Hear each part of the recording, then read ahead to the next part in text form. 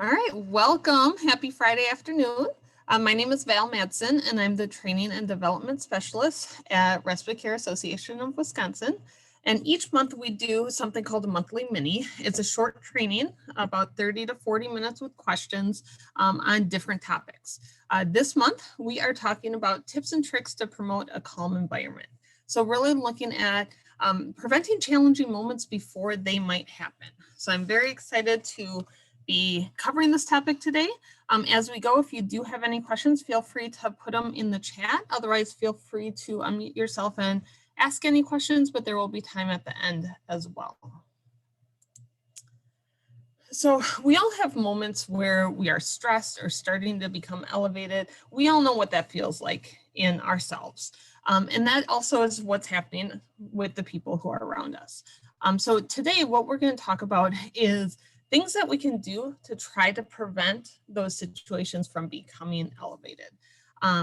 Really, when we're working with a lot of the stuff we'll be talking about does relate to people with disabilities, but it also relates to everyday interactions that you have with everyone, with your kiddos, whether they're typically functioning or not, whether it's your husband or wife or girlfriend or spouse or whoever it might be, interactions at stores or in public or community settings. All of these things are really important to remember as we interact with people throughout our day. And these things will really help us keep everyone kind of at this baseline behavior, or try to keep people at kind of a good spot, along with keeping ourselves at that spot. A lot of my experience has come from working in an overnight setting. And a lot of times what I told my staff was that 90% of your energy should be focused on these things. When you're working with someone that might have the potential to have some challenging moments, if you can prevent those things from happening and be proactive, that's going to save a lot of time and energy and really make the day just go better. So the things we're talking about, it's nothing new or groundbreaking, but sometimes it's just a good reminder to have or to realize, oh, yeah, I should be trying this or I should try this. And really trying to focus your time and energy on these things so that we can stay at this baseline behavior before we get to an elevated state. So the first thing, be proactive. Have a plan for the day. Figure out what activities might be in the plan. Figure out be aware of the individual you're working with. If you start seeing them become anxious, try to change the activities. Don't wait for it to happen. I had one situation with an individual that we were working with, and it seemed right around 10:30 or 11, they just really became very high anxiety. And the staff that was working with them was doing a lot of, I know this is coming, so I'm just going to respond once it happens, versus trying to figure out, okay, what can we be proactive to prevent this from happening? And so we started looking at the situation in different ways. So instead of waiting for, knowing that, okay, this is going to happen, let's react and keep everyone safe once it does happen. What can we do ahead of time so that we can make sure that everyone stays safe, make sure that everyone stays productive? And we found in that situation, it was just a hunger thing. You know, that 10:30, 11, right before lunch, it wasn't quite lunchtime yet. Having a small snack totally redirected everything. But being proactive to figure that out and trying to prevent some of those things before they happen. Another thing is stopping activities when they're still fun. You know, a lot of times we can be working on things or doing activities, and the longer it goes, the more it might become not as fun or exciting or new. And so making sure that we're really taking that into account and stopping it while it's still a fun activity so that it continues to be a fun activity in the future. Schedules. This is really important. I know for me, this is also very important in my day.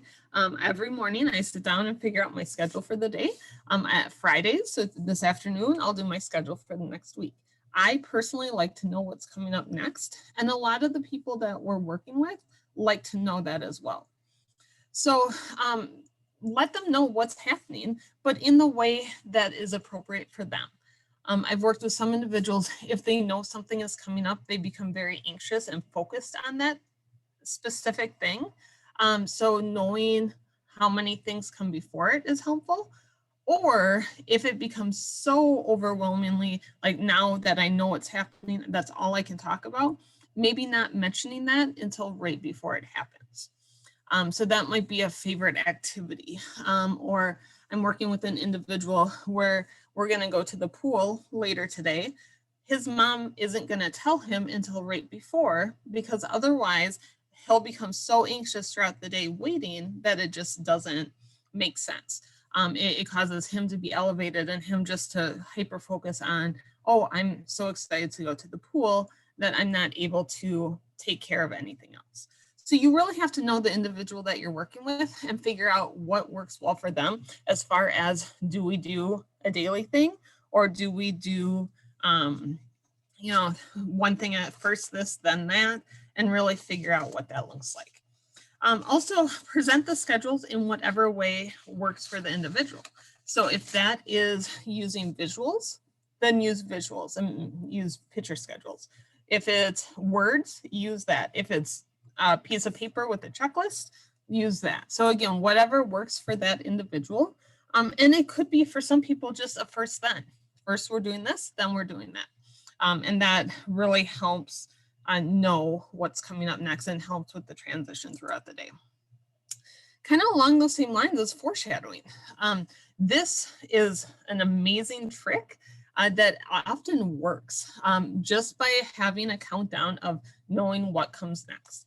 In 15 minutes, we're going to be done. And then a little bit later, okay, in 10 minutes, we're going to be done with this.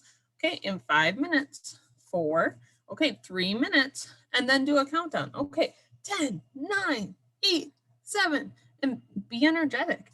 But oftentimes just letting people know what's coming up next and letting them know that, nope, this activity is done.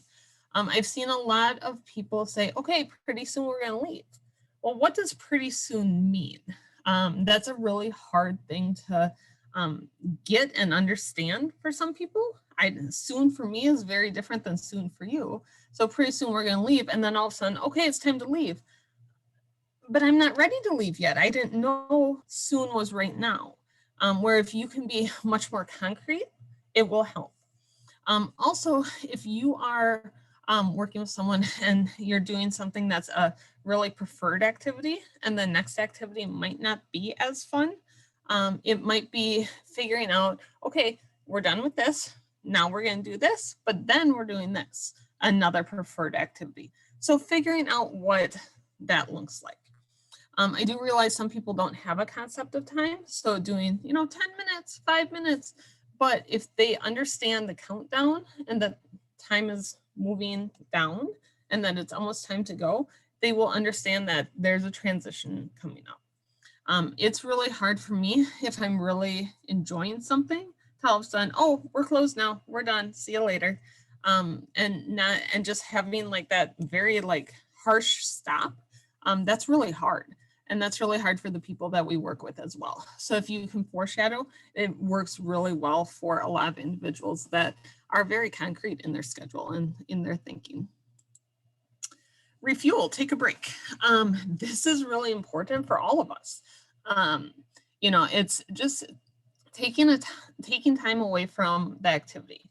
If you start to notice someone is really becoming elevated in whatever way that is, maybe it's agitation or anxiousness, but maybe it's just that good, like I'm becoming so energetic and I really enjoy this and it's actually elevating me, that it's gonna become a bigger issue.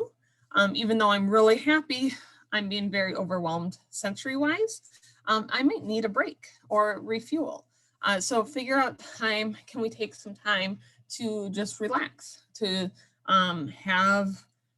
listen to music or maybe watch TV, just have some quiet time for ourselves. We need this as well. I've talked to some parents that say that their time is in their car when they get home from work. And just having that 5-minute break in the car of just sitting and doing nothing helps them be ready to come into the house, or helps them transition from work into home time. And we all need that time to refuel, or that time to take a break. I know my husband, he gets home from work and he sits down on the couch and he just needs some time to decompress, to be good to go with the rest of the night. So we all need this. I think oftentimes when we work with individuals with disabilities, we forget that they need this as well. So making sure that we're able to recognize that when they might not be able to. Next, redirect. If whoever you are working with is having a really hard time, or is really anxious or frustrated, redirect their attention to something else. You know, if they're really getting frustrated with whatever is happening, oh, hey, you know, can we try this for a little bit? Or, oh, I thought we saw something over there. Or, mom really needs your help. Or, you know, can you help me with this? I can't figure it out. And trying to totally put them on a different track. Instead of them going this way, let's go this way and go around that little issue, and really start seeing if you can get their attention to something else. This works really well if someone is especially getting frustrated, because then it helps like them take a break from that specific activity and really points them in a different direction. This is something that I think we do a lot of and may not even realize we do it as much, but something to remember as a way to use as a coping tool, to be proactive and to really think about, oh, you know, and I've used this a lot, like in the store when I've done some community outings with clients, is really the checkout can be an issue, or the toys can be an issue, or whatever activity, whatever thing they like. And so instead of, oh, that, you know, that's great, let's go look over here and see what's happening over here, or let's go do this, let's go over here and look at this. Oh, you know what, on our list, we need this, this, and this. Can you help me find this? And it helps redirect their attention to something else to get out of that situation. Diversions. We all need diversions. And sometimes it will help us concentrate on something else. This kind of goes back to if someone is hyper-focused on something, so really focused on what might be coming up next, trying to figure out, is there a way to divert that energy to something else? So it might be, hey, let's race, let's go do this. Oh, do you want to swing? Hey, there's turkeys, let's go see if we can find some turkeys. Whatever it might be, but trying to create a diversion off whatever they might be focused on. I see this a lot when maybe some individuals are hyper-focused on one topic, and caregivers often can get stuck on that, whether it's a paid caregiver or a family caregiver, and always responding to the same thing. And like, no, I don't want to talk about that anymore. No, like, no, we aren't doing that. No, I already said, no, we aren't doing that. No, we're not. I don't want to do that right now. No, you know, let's talk about something else. Or I've already answered that question. If you aren't giving them something else to think about. You're just trying to stop whatever thought is in their head right then. So if you can create a diversion to think about something else, then that will really help promote that calm environment throughout the day. Be enthusiastic. If you approach your day and in whatever way, and this is for family caregivers, this is for your own situations. If you are taking care of an individual with a disability, some days are hard to be enthusiastic, but if you can just put your stuff to the side and approach the day as enthusiastic and excitingly, with as much excitement as possible, then they're gonna mirror that as well. Over 80% of our communication is nonverbal. And so that's how we say our words and also how we show with our body language. And so if you are coming into a situation where you aren't able to fake your enthusiasm, or you don't have any excitement, or you don't want to be there, or you're just having a really hard day, the person you're going to be working with can feel that as well.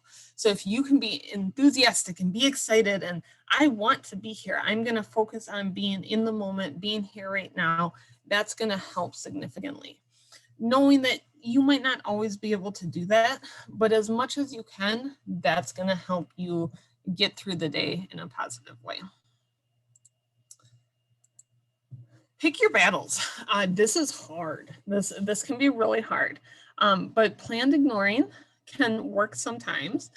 Correct the things that need to be corrected.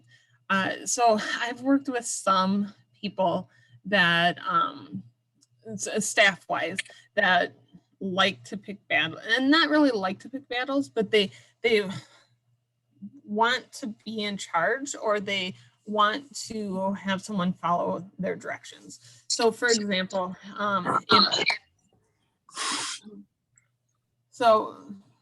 let's see.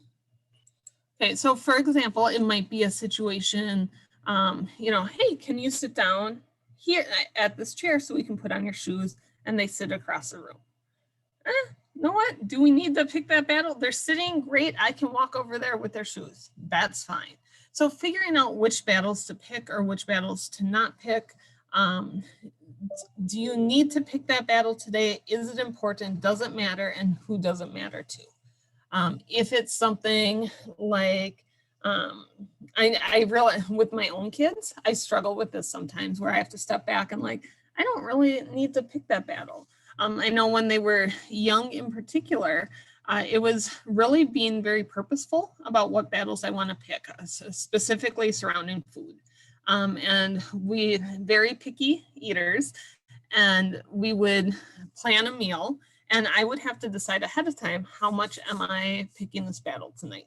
You know, how much energy do I have? And so I would, because we need to try different things, and I'm willing to sit and wait it out for 45 minutes to an hour to take one bite of the green beans or whatever it might be. But there was one day where that was my plan, and I looked at my husband and I was like, no, I don't have the energy to do this tonight. This is not a battle I'm picking today. And so sometimes you have to know yourself as well, as far as, is this a battle that makes sense, and can you pick that battle? But if it's something that's not important and doesn't really matter, they're sitting down. It might not be where you ask them to sit down, but they're still sitting down. Great. That's okay. So this is really hard for some people. So anything that you can do to really be purposeful about, do I have to pick that battle? I'm working with one parent that his kiddos like to turn on the light at night. And that was a conversation we had, is that a battle you have to pick? If they're staying in their room and they get back into bed, doesn't matter if they got up and turned the light on. Now, if it becomes a game where they sit and do the lights all night long and are not going back to bed, maybe that is a battle. But then how can we redirect that battle or pick it in a different way? But if it's really, they just get up, turn the light on because they're wanting some attention from dad, then it might be, okay, let's ignore that. And they'll lay back down, or they'll turn off the light when they're ready. So it might just be figuring out, is this a bigger battle to pick? Follow through. Make sure you follow through on anything you state. I've seen some situations where if you throw that, then you don't get that anymore. I saw this often at meal times. If the person, pushes their plate away or dumps their drink or whatever it might, if you do that one more time, we're all done. And then they do it again. If you do that one more, I'm serious this time. If you do it one more time, we're all done. They do it again. If you do this one more time, we're all done. But you're not following through. You keep saying you're all done, but it doesn't happen. So you have to make sure that if you set a limit or set a consequence, that you do follow through.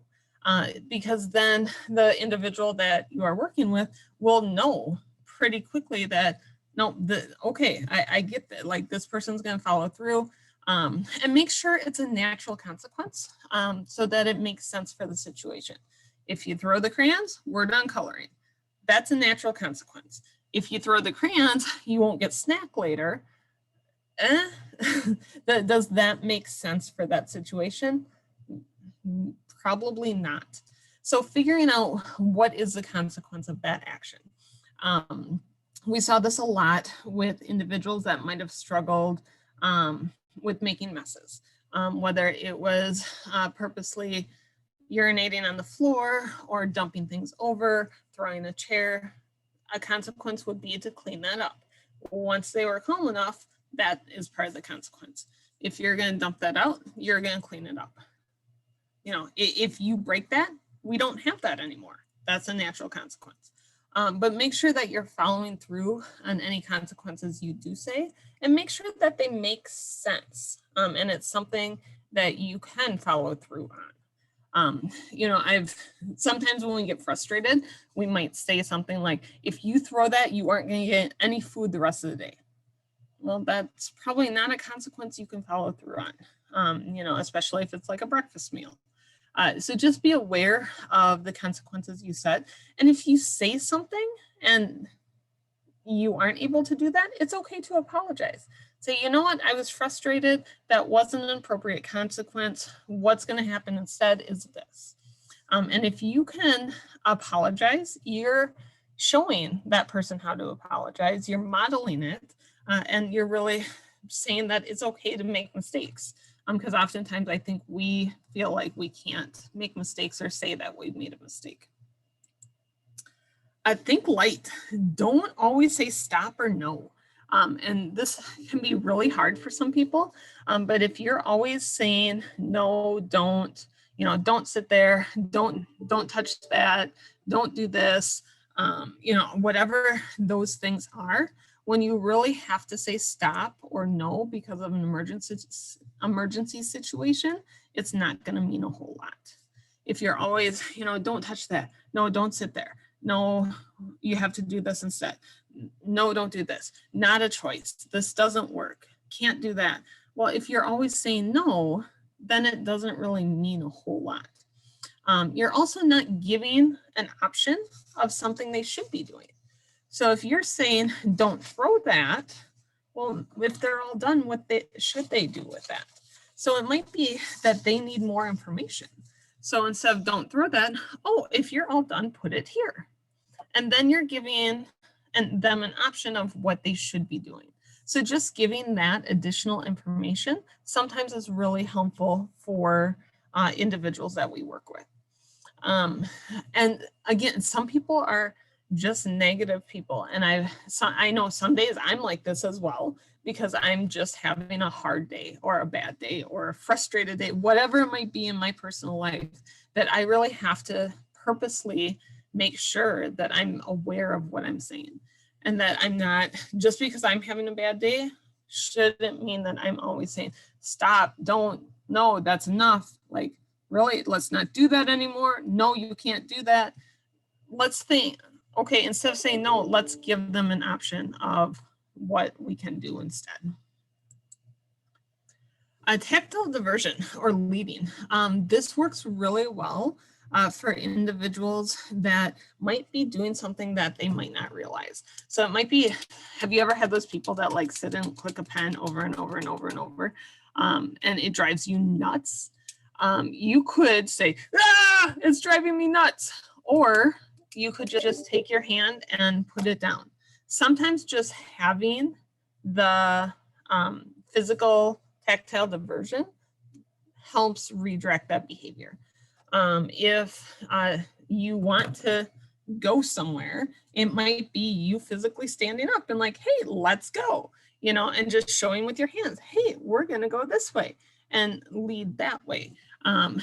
Again, we get a lot of information through body language and through interactions, and not necessarily through words. Some of the individuals we work with might not process words as quickly either. And so using tactile diversion or leading is a really good way to help with some of those cues that that individual might not be able to pick up on right away. Be kind to yourself. This is really important. You want to make sure that you're not giving consequences that might be harder on you. or might cause increased anxiety. So really making sure that it makes sense, but it doesn't cause more issues for you.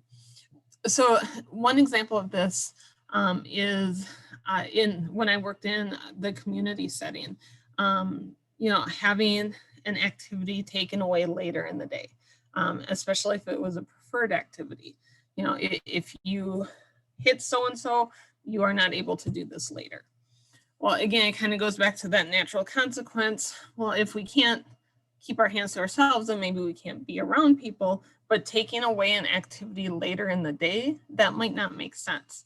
And then what are you going to do during that activity? When they really want to be at that activity, you might cause an increase in anxiety, an increase in energy that is just going to make the whole situation harder.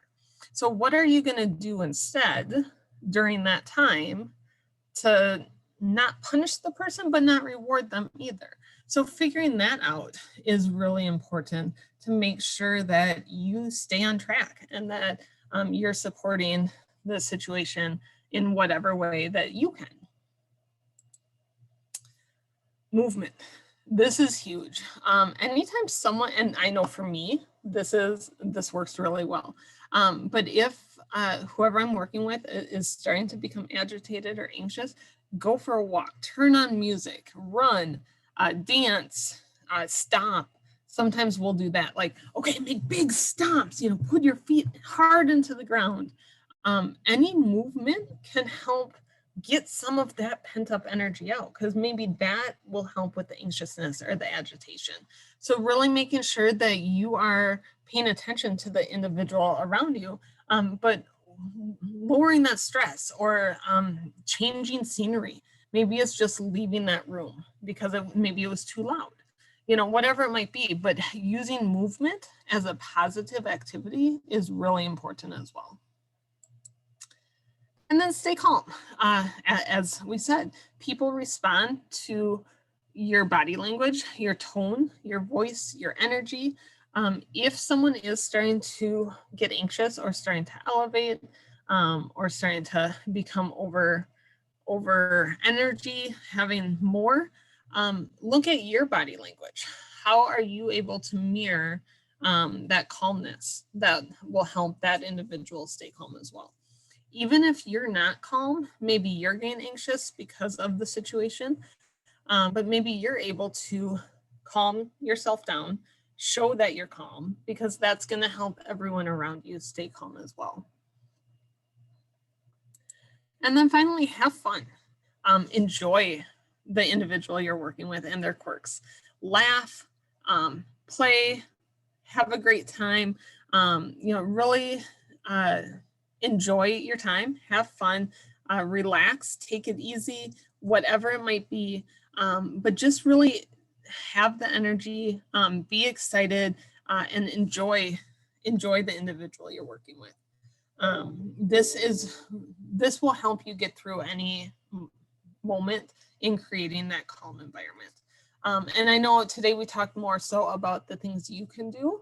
There's also a lot of things that can be done in the physical environment as well, which we didn't really touch on, but a lot of it kind of relates back to these things as well. So knowing the individual you're working with, being proactive to set up an environment that makes sense, being energetic, being kind, having fun, and just try to be proactive instead of reactive is really the biggest thing that you can do. Here is my information. Now is a great time for any questions. Again, these monthly minis happen once a month and it's about a half-an-hour session. But if you have any questions on the topic today, please feel free to let me know. And I can answer them at this point in time. Feel free to put it in the chat or unmute yourself.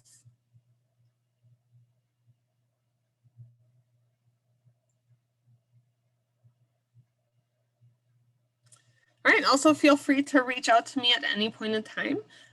This recording will be on our YouTube channel if you wanted to refer back to it at a later date. But definitely, thank you for joining us today. Our next topic is going to be in August, and that will be coming up soon. That information will be coming out soon. So thank you so much for joining me today, and I look forward to seeing you again.